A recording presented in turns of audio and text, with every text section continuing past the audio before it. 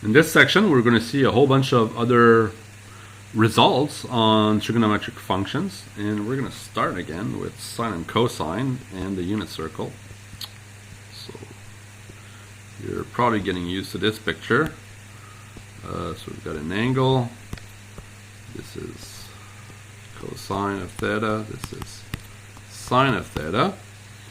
And what I'd like to look at is an angle that's almost the same as theta, but that's negative, so it would correspond to a clockwise rotation. So imagine this is minus theta. Okay, so for example, if theta is pi over 6, now I'm looking at minus pi over 6. The coordinates here would be, of course, cos of minus theta and sine of minus theta. But what I'd like us to do is compare the coordinates for the angle theta and the angle minus theta. So if I compare these two, okay, it's pretty obvious that they're equal, because this second point that I have here is obtained by essentially reflecting the first one across the x-axis, right? So if you reflect across the x-axis, you get the other point. So that means that cos of theta is equal to cos of minus theta. Actually, I'm going to write it the other way around. So cos of minus theta is cos of theta. Actually, I don't want to write it here. I'm going to write it below. So I'm just going to write equal here. So I'm going to write the identity. Cos of minus theta is cos of theta. So that's the first identity. And it works for all types of angles. Okay, obtuse, acute, okay, no restriction here. Here, those are the y coordinates. Obviously, as you reflect, the y coordinates is changing. It's just the opposite. So here, this is opposite, right? So that means that sine of minus theta is the opposite of sine of theta. The second identity. What does that mean in terms of the function cosine of theta and sine of theta? So let's say I create these functions. So let f of theta be cos of theta, and let's say g of theta is sine of theta. And I'm going to rewrite those identities in terms of f and g. So the first one, cos of minus theta, is cos of theta. Well, it can be written as f of minus theta is f of theta. The second one can be written as g of minus theta is minus g of theta. So I don't know if that rings a bell, but it should. Like if you replace theta by x, like you remember what kind of, like what property of function satisfying this or function satisfying that, what those equations imply in terms of the graph of f and g. This is what I'd like to answer here. And if you've got the first one, okay, it means you've got an even function. So it means that the graph is completely symmetric with respect to the y-axis. Where the second one means that the graph is symmetric about the origins. If you've got something like this, it would be like that. Okay. So symmetric about the origin means that if you take a point on one side, you draw a line that connects this point on the curve to the origin, you're going to find the point on the curve on the other side of the line. So this means that our function is even here and odd. So let's write this here. So cosine is an even function, or yeah, cosine is an even function. Let's write that. Maybe start the sentence with a capital letter. Okay, and sine is an odd function. And we've seen the graphs before of sine and cosine. Let's see if that actually makes sense in terms of their graphs. Recall their graphs. Okay, so very, very quickly, we've seen the graph of cosine. It really looks like something like that. Okay, And we saw that you basically, the pattern repeats itself on the other side. Okay, so this is y equals cosine theta. Okay, it's even, okay, because the graph is symmetric about the y-axis. While if we look at the graph of sine, it looks like this.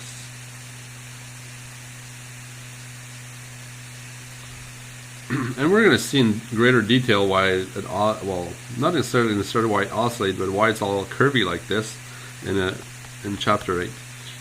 But for now, y is sine theta is odd. Okay, that's because it's symmetric with respect to the origin.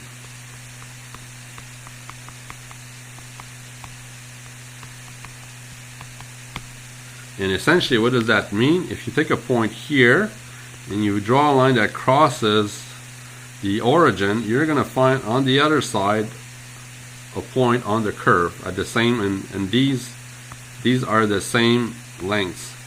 Okay, so if I have a point here, I draw a line, I'm going to find another point here on the other side. Okay, so it's completely symmetric about the origin. So a function that you already know that's like that is the function x cubed.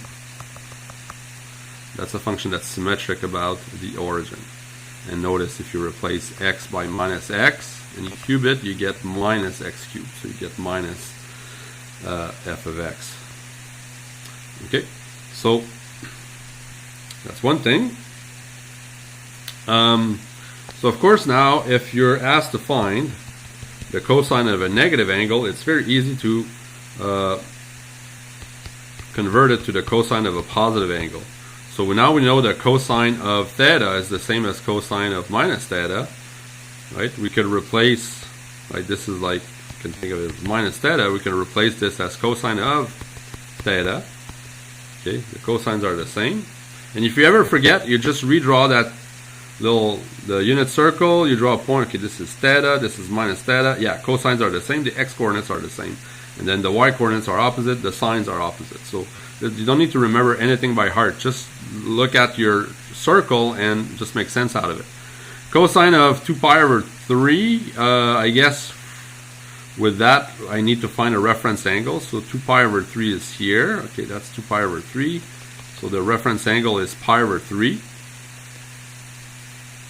Okay, so it's going to be linked to the cosine of pi over 3. So it's going to be plus or minus. Let's see whether it's plus or minus. Well, let's look at this point and this point.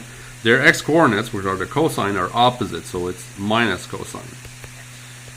And cosine of pi over 3, this is where we need to use our memory. Cosine of pi over 3, it's either a half or root 3 over 2. Pi over 3 is actually a bit higher here. So the cosine, which is the base, is smaller, so this is 1/2.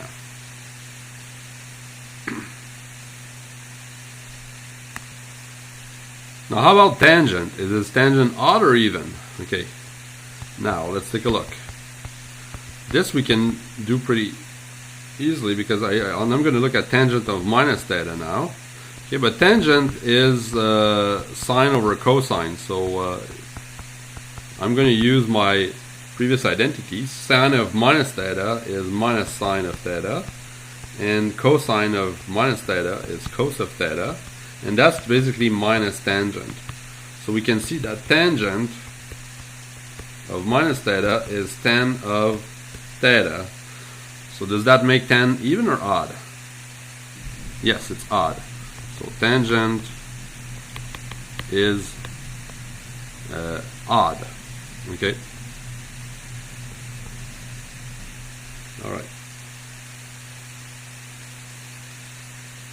So it's symmetric about the origin as well. So we're going to see the graph of tangent in a later section. But for now, you see, if we see tan of minus pi over 4, we know it's the opposite of the tangent of pi over 4.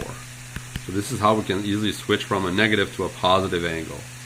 and that's minus, well, tangent is sine over cosine, so sine of pi over 4 is root 2 over 2, cosine is root 2 over 2, so that makes it equal to minus 1.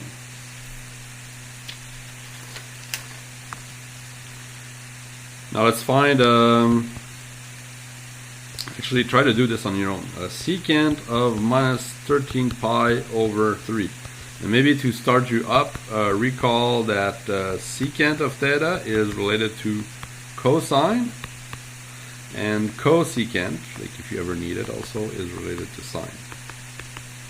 So try to do that one on your own, pause and come back.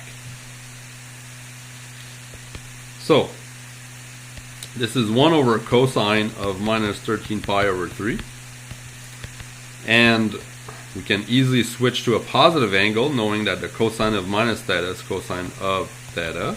Okay, so the problem basically ends up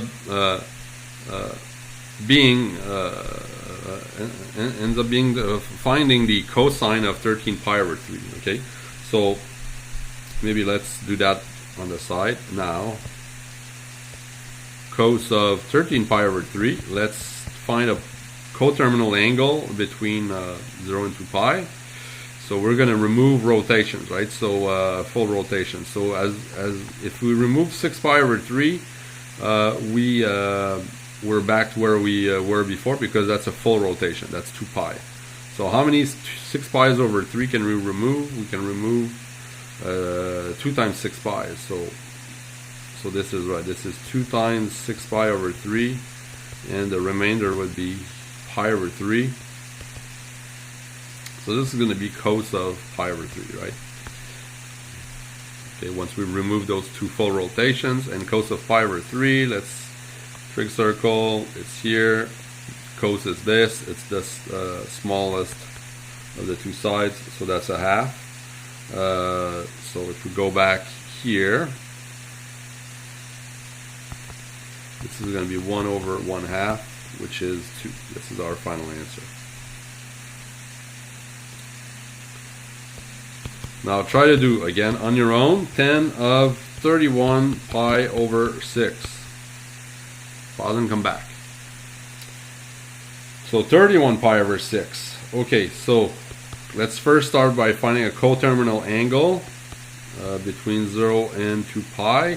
So as soon as we remove 12 pi over 6, that's 2 pi, we remove a full rotation. So how many 12 pi's over 6 are there? 2 again, I think. So 2 times 12 is 24, and then what remains is 7 pi over 6.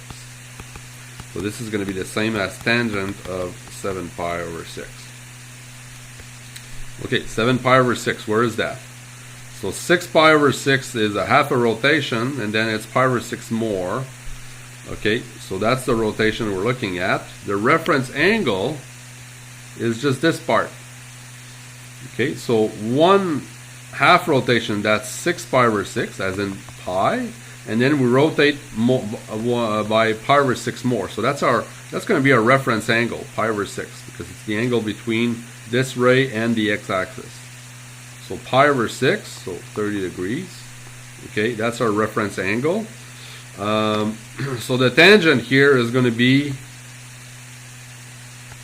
the sine of pi over 6 over the cosine of pi over 6, with possibly a plus or a minus in front of those. Okay, so we're going to have to decide. Now, if we're on that side, we're in the third quadrant, the sine and the cosine are negative, so it's minus for both. Okay, but minus over minus will eventually be plus. So sine of pi over 6, so what is that? Well, I need to know the coordinates here. So I have this triangle with a long base. So this is root 3 over 2. This is 1/2. So sine is a half. Well, actually minus a half, but minus root 3 over 2 at the bottom as well. So minus over minus is plus. So this is the same as 1/2 times root 3 over 2. Did something wrong? No, times 2 over root 3, sorry. So this is 1 over root 3.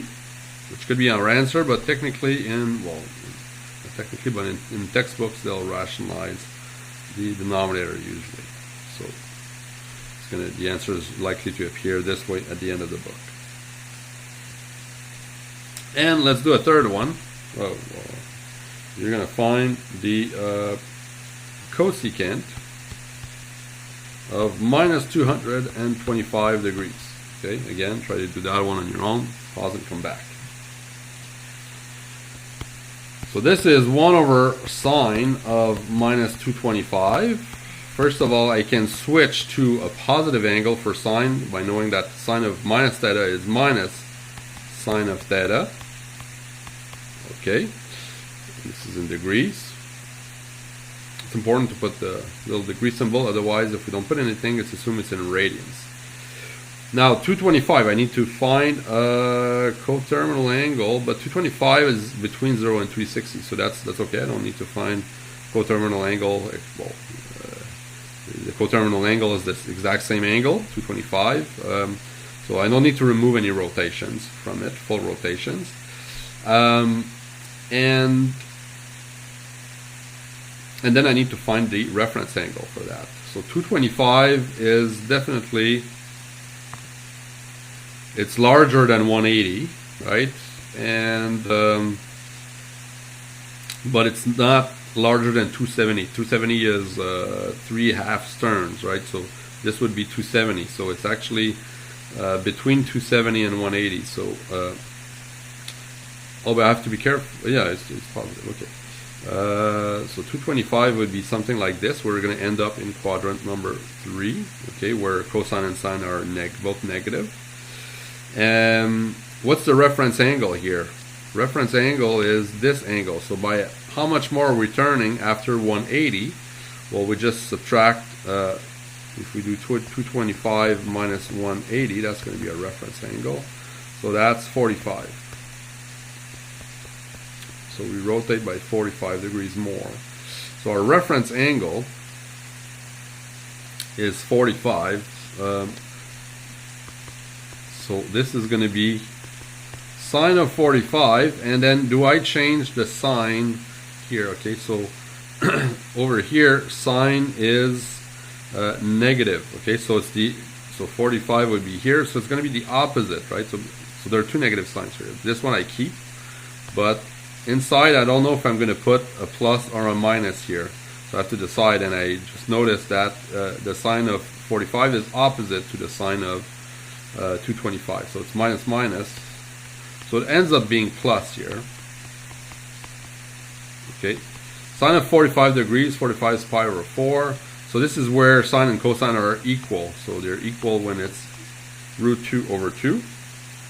So after flipping this around, end up with this. We rationalize the denominator, so we get 2 root 2 over 2. So in other words, we get root 2 for our final answer.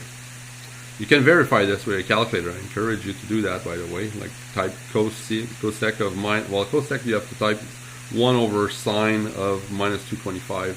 And make sure your calculator is set in degrees, and you should find 1.4 something.